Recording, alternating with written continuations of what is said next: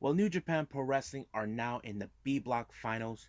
Who walks out as the winner for the B Block to face Kota Ibushi in the finals? We even got MLW Fusion Alpha 5, where the Caribbean title will be put on the line between Richard Holliday and, of course, King Muertes. Also going to review two past events, one in the month of August by No Peace Underground, and of course back in July by Big Japan Pro Wrestling. So let's get started with another episode of Deleted Wrestle Zone.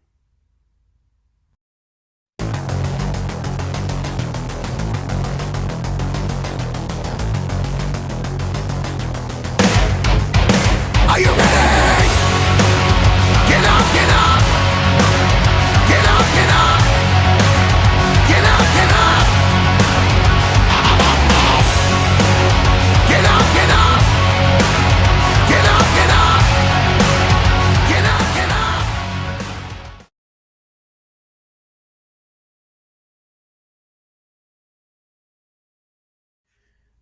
Welcome everybody to Deleted Wrestle Zone. All things that it's pro wrestling with AEW, NXT, New Japan Pro Wrestling, Impact Wrestling, the National Wrestling Alliance, various promotions, wrestlers, matches, and championships. I am your host, Gerard here. So, as I mentioned before, New Japan Pro Wrestling are now in the B Block finals. We're already announced who is the winner and who's going to face Kota Ibushi in the finals, which is going to take place the following day or so. So let's start with the opening match. It had tag team action. We have the Young Lions, Fujita and Oiwa, taking on LIJ's Bushi and Hiromu Takahashi. Now, you probably say, why do they keep pairing these guys? Could they put a match between both, how do I say, Kanemaru and, what's his name? Kanemaru and, of course, Despi. I mean, yeah, it would be great, but you don't want to overshadow because this is the B Block finals. That's the reason why, but I think it fits perfectly. As you know, they're putting the young lions to get their feet wet, especially when guys like the two of the best junior heavyweight contenders in New Japan. And of course, you can, as you know, last time when these guys faced the young lions, Hiromu put one of them in a Boston Crab. So basically, he had no other choice but to tap out. Now, for a while, they actually had this thing called Max the Max, which is a song that was performed by a group called Jam Project. Now, I'm not much knowledgeable in the Japanese music scene, except for like those for taiko or those type of music like ding, ding, stuff like that. But it was pretty good. I liked the song. I really it was really catchy. I enjoyed it. So it was great. I loved it. Now let's get to the G1 Max, G1 Climax 31 B block matches. The first one we have Chase Owens against Yoshihashi. This is like their conclusion for themselves, as you know. This is where we see, okay, who's gonna walk out, leaving the G1 with a good record. As you know, Chase Owens had the biggest upset when he defeated what's his name, Hiroshi Tanahashi, which is the big deal. Then of course you got Yoshihashi, who is really, really growing much as he's supposed to. But it was Yoshihashi who put up the victory when he put him in the butterfly effect, allowing himself to leave with a great match for himself in the G1. So Yoshihashi wins, but he does not win the finals. In case you guys need to know, I'm not doing the point system because it already been added. Then we have Tama Tonga versus Hiroki Goto. Now, there are those that probably would have expected, could Tama leave with the win knowing that he could beat another upset against a guy like Hiroki Goto? Well, the possibility is yes. But it was Goto who put him in the Hiroshi Goshi and in that one move, forgot what he calls it, and of course but however, from what I saw, he put him in an inside cradle really quick, allowing himself to win, which was pretty darn good, you know. So I was like, wow, that's pretty good. Now our next match, another upset, but it was good. Now people would have assumed Taichi would have been the one to win, but no, it didn't. He was winless ever since he lost to Evil when Dick Togo grabbed Miho Abe, but he pulled off a really good victory on this one, allowing himself to win. And I think Tanahashi cannot believe it. But, however, there is an implication to this. Since Tai Chi beat Tanahashi, keep in mind, Tanahashi is the current IWGP United States Heavyweight Champion. In my mind, I do believe because of this, there's a possibility, since Taichi and Zack Sabre Jr. are the current tag team champions, if they drop the titles, Taichi can go and challenge Tanahashi for the United States title. That is something I think comes to mind. He did pin Tanahashi. He does have a right to challenge for that title. Now, I wouldn't be surprised, but I definitely would like to see that. Our next match is with two former tag teams now enemies. We're talking about the Despicable Evil versus Sanada. Now you know for a fact Evil is going to get away with it because he has his insurance policy, Dick Togo, to help him out. Basically, even though in this particular match, Evil, I don't think he had a chance. Even if he won the match, from my understanding, he would end up third place. He may not get the opportunity to win the G1 in order to get a shot of go to Wrestle Kingdom for the biggest stage of the start of the year. But he won the match thanks when he put him in and everything is evil on Sanada and of course picking up the victory. Then he decided to choke him out some more.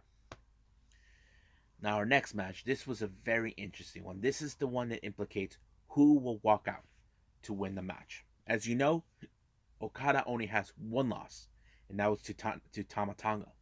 Jeff Cobb, no losses, undefeated. It was a very strong match. As you know, Okada has been trying to get back in the game, trying to prove that the Rainmaker is back, and that's what he's been trying to do this entire time.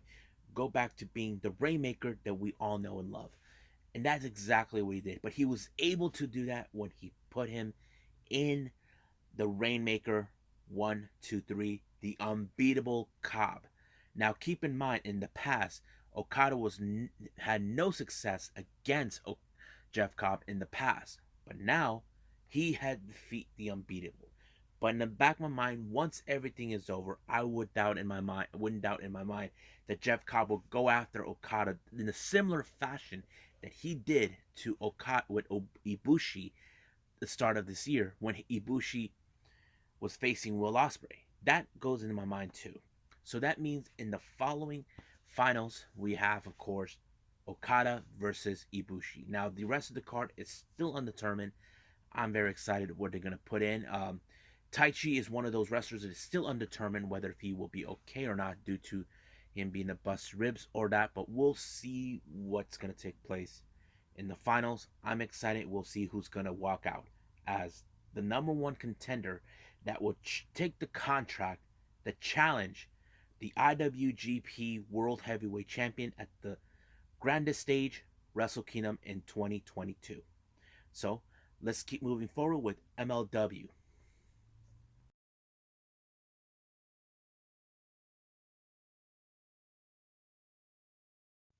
Okay, so we got Major League Wrestling with their MLW Fusion ALPHA number 5.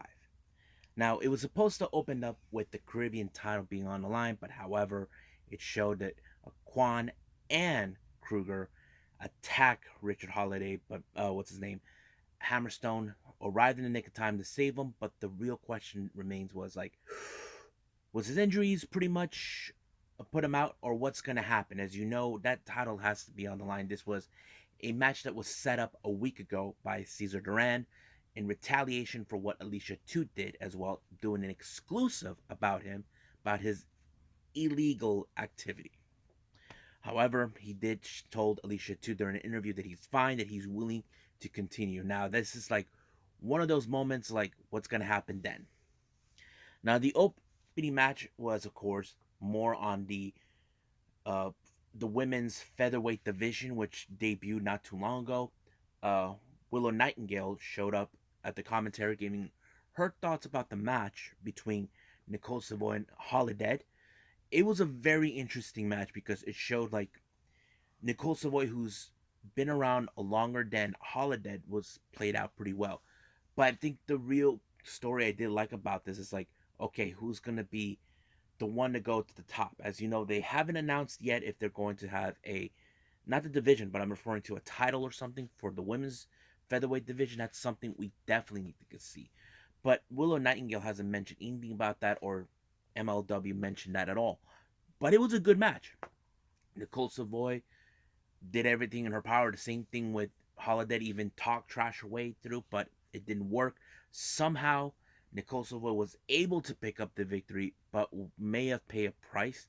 As soon as the match was over, when she picked up the victory, she got hurt.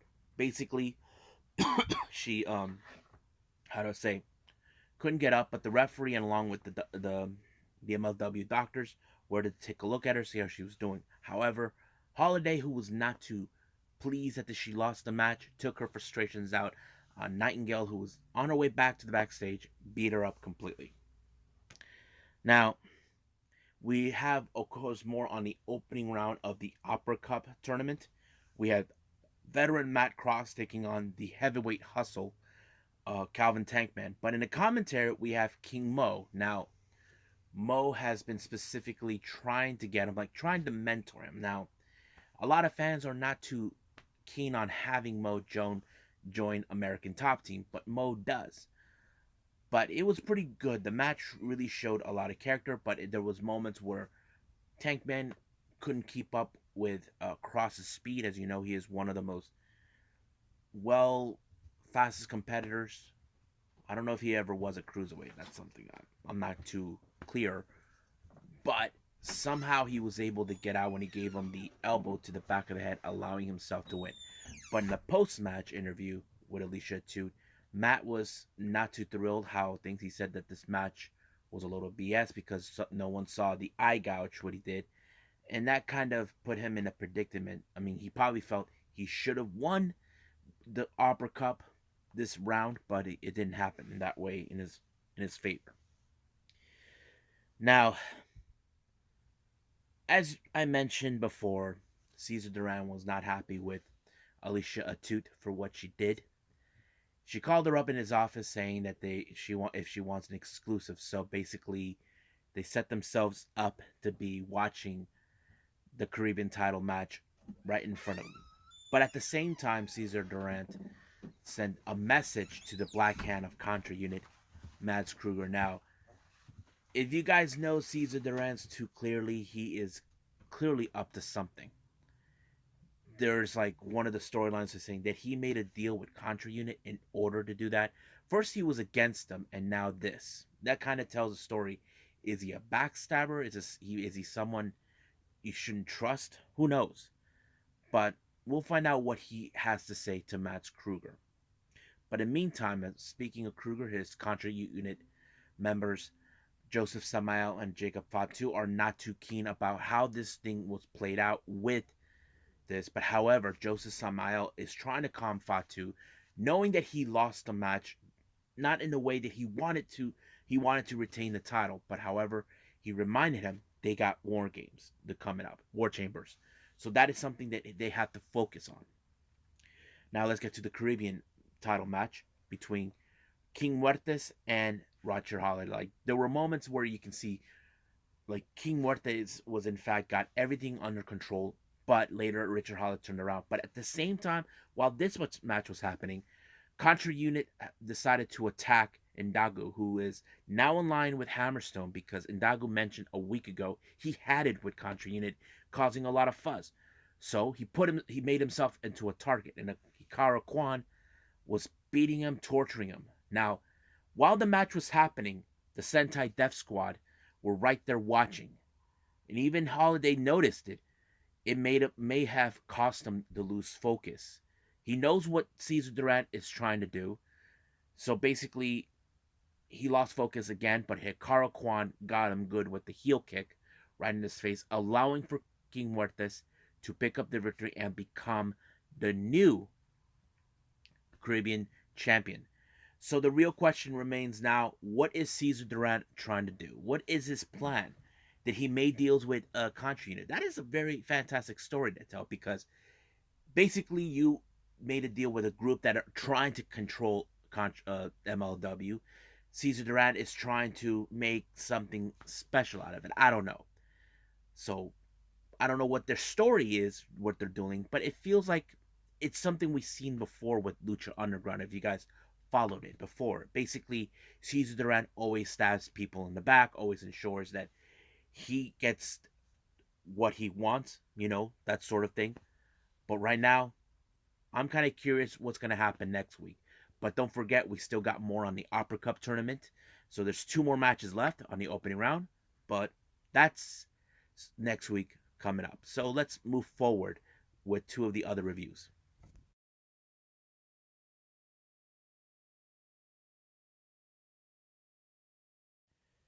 Okay, so this is the first time I'm going to review this promotion. I never heard of it. It's called No Peace Underground.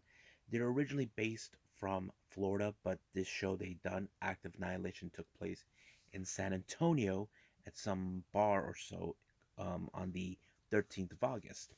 Now, let me give you a quick readout from what I can tell. This is similar to the promotion ICW No Holds Bars. There is no ring, in case if anybody asks, but that's what I can tell. There is only one championship in this one. It's the NPU championship, or the No Peace Underground Championship. And currently we have Pero, who is the champion. Um, but I'll explain more when we get to review what I saw in this particular promotion. The first match we have Colby Carino versus Dante Leon. Um, According to what I'm hearing, this is Dante Leon's first time getting involved in no rings. Basically, you've seen how he is. He is a tremendous high flyer, but this time he has to go on a different route, of course. But in this kind of match, this is something that he's not used to, but I know he's going to get involved more because of his involvement with GCW. But however, Colby Carino was the one who took a very big victory on this one when he put him through a table or something with no, the chairs with thumbtacks, allowing himself to win the match, which was brutal. The next match we have is a three-way match. We have Pero versus Oren Vert versus the Deaf Samurai Akira. Majority of the time, there have been team ups with Pero and Oren, or Oren with Akira. It doesn't matter. Everything. There was tube lights everywhere. But however, the match was interrupted because there is no disqualification in these matches. Interrupted by Kobe Carino, who has a grudge against Oren because the reason is both these guys are Texas born, and basically it's more like the battle who is the favorite son of Texas. That's that sort of thing. But however, Akira was the only one remaining, but he didn't. He got pinned by Pero completely. Now Pero is currently undefeated in this type of wrestling matches that he's been involved in. However, he's calling his shot. He even called out the MPW champion at the time, and you guys may not like who it was. It's Eric Ryan from 440, or as UGCW fans would say, F Ohio. Yeah, so basically he was. So Eric Ryan accepted the challenge, believing that he could be the one to dethrone him. But Barrow's a big dude. You know he's crazy. Now, our next match, we have the lavishing Zicky Dice taking on Texas native. And of course, I've seen this guy many times over on ICW No Holds Bars. And Keith, it was a very fun match. It was like very interesting, but however, Zicky Dice used the referee as a distraction for whatever he did not want him to see, and apparently it worked, allowing himself to win. But Brian Keith was not happy. He was really mad at himself that he let himself lose to a guy like Zicky Dice. Next match, well, this guy named Jeff Gant shows up talking, talking, talking, ranting, ranting, ranting. But he asked for an open challenge, and the person who responded, it's none other than Jimmy Lloyd. Yes, folks, you heard me. Jimmy Lloyd responded to the open challenge, and the guy burned him completely. He took him out like he was nothing. But it only took like maybe over 3 minutes to get the job done. Now, this next match was a rivalry match that was set. We have Neil Diamond Cutter taking on Sawyer Rex. It was a crazy match. You know, using all kinds of toys. Like tube lights, chairs, ladders, bike rails, everything. But however, the match was ended in no contest with the interference of the Kirks. If you guys know who they are, that married couple that nobody likes. The only reason they decided to attack both Neil Diamond Cutter and Sawyer Rex, they felt threatened that they're invading their territory. So basically, that's what it is. But as soon as the whole thing was over, Sawyer and Neil decided to build a some sort of an alliance, temporary alliance or something, because they did not appreciate that these two interrupted their match. But that would be interesting to see how that goes. Now, this is not an NPCW, but this was sanctioned by ICW No Holds Bars.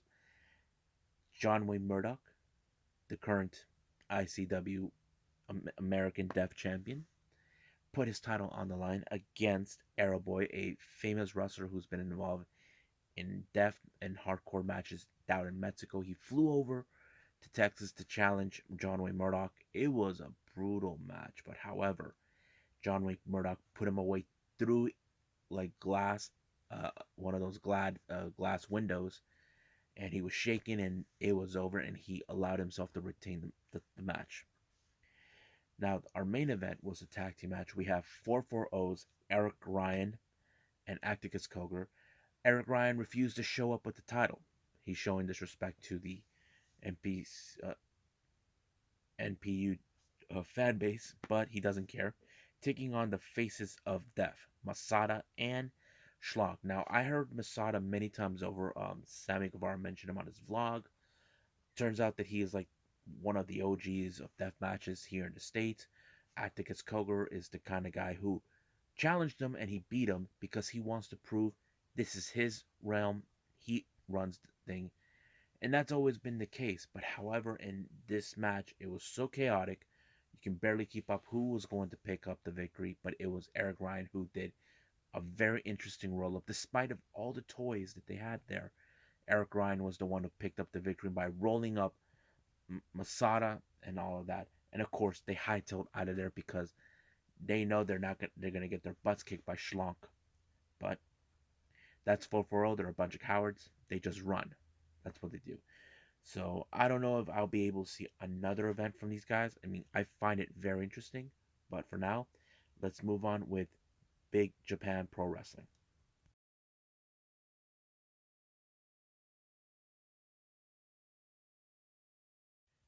Okay, Dookie.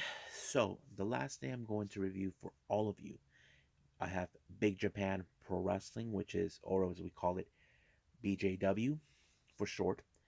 Um, their event took place in Korakuen Hall, the infamous Korakuen Hall, on the 23rd of July.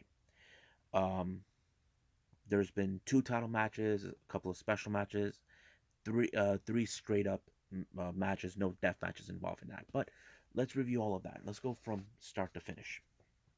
The first match is a tag team match. We have Kasuwa, um, Masa Yoshida, Yuchi Tomiguchi taking on Kazuki Oshimoto and Takuho Aoki. Now, I don't know who these guys are, but I have to say, I think it was Kazuki who put what's his name, Yoshida in a very chokehold to make him tap out. I think that was impressive, despite the fact that it was in fact a straight match.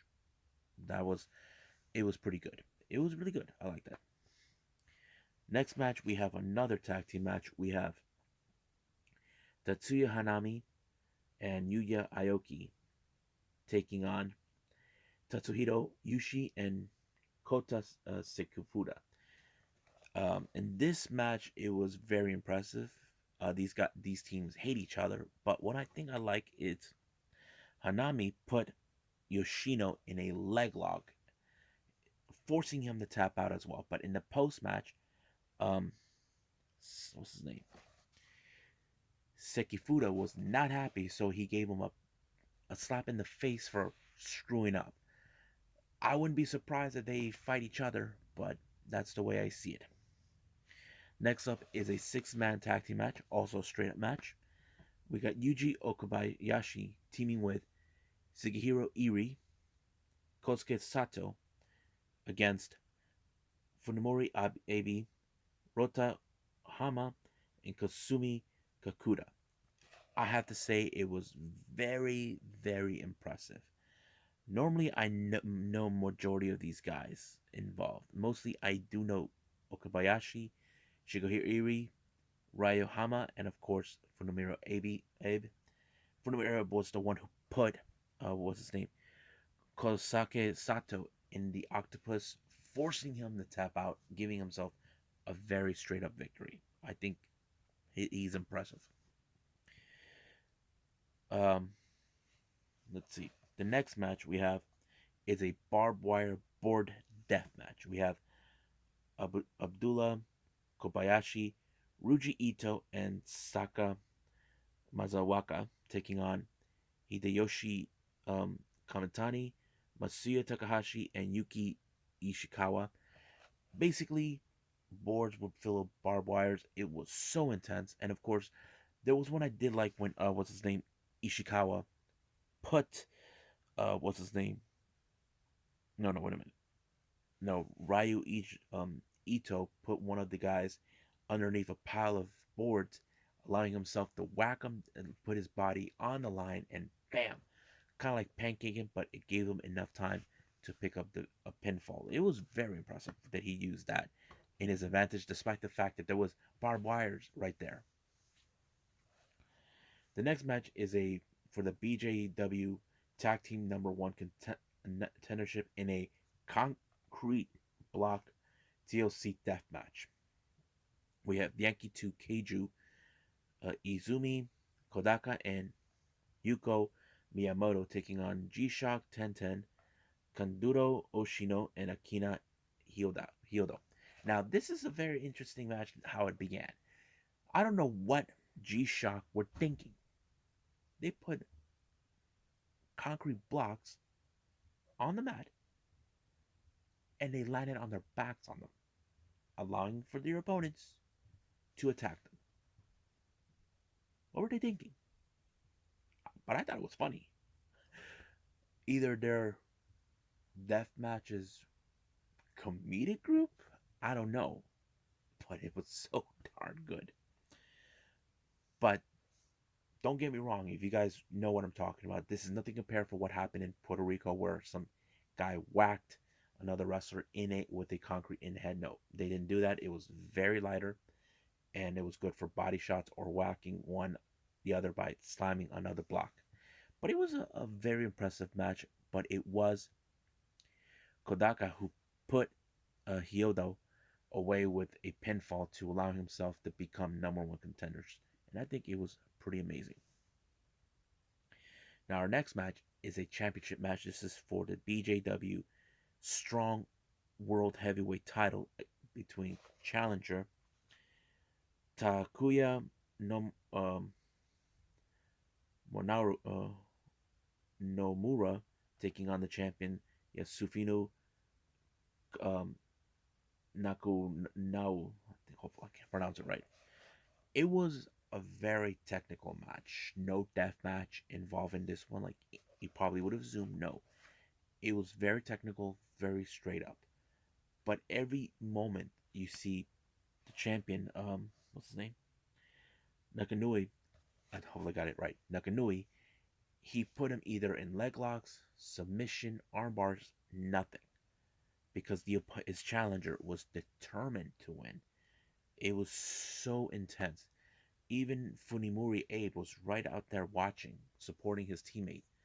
And basically, when what's his name, Nomura had right Nakanoe right where he wanted him. He whacked him down with the forearms. He made the pinfall, but however, the match ended in a time limit draw. And the champion really was impressed with him, but of course, Nomura was not happy with how this ended after reaching 30 minutes. But however, Funimori decided to put himself as the next challenger. But we'll see what happens. Hopefully, I get to see that match if I get the chance. Now, our main event is the BJW Deathmatch Heavyweight title in a barbed wire casket fluorescent light tubes death match between the winner of the tournament that took place not too long ago, Drew Parker versus Takumi Tsukamoto. I have to say, it was so intense, so crazy. Using a lot of light tubes, using the casket barbed wire was nuts, I have to say. But somehow, Drew Parker pulled off the biggest upset, allowing the pin Tsukamoto in order to become the champion. So the title exchange, he is now the new champion. And I think it was pretty good. I love what Big Japan Pro Wrestling has done for themselves over the years. I started watching them like I think either late last year or early this year. But it was pretty impressive. And I think you guys probably enjoy it too. So I think that's pretty much it what I got to review for all of you. Well, I hope you guys enjoyed this episode. Coming up is the conclusion of the G1. Who will walk out as the winner and be going to Wrestle Kingdom, one of the biggest events of the start of the year 2020? Is it going to be Kota Ibushi or the Rainmaker, uh, Kaguchika Okada? We even got, of course, NXT UK. As we know, some certain things are taking place, stories being built up, and of course, don't forget Impact Wrestling. This is going to be their go home show before one of their biggest pay per views of the year, Bound for Glory, and also going to throw in a Yoshi promotion for all of you, a past one by Tokyo Yoshi Pro. This one is from the Spring Tour 2021. Nah, the Bullet. This one took place at the end of June, which I'm still trying to catch up. So I think that's pretty much it. There'll be more to come. But for now, I'll see you guys in the next DWZ time. Same DWZ channel. I must bid all of you adieu. So goodbye. Mwah, and have a nice day. Bang.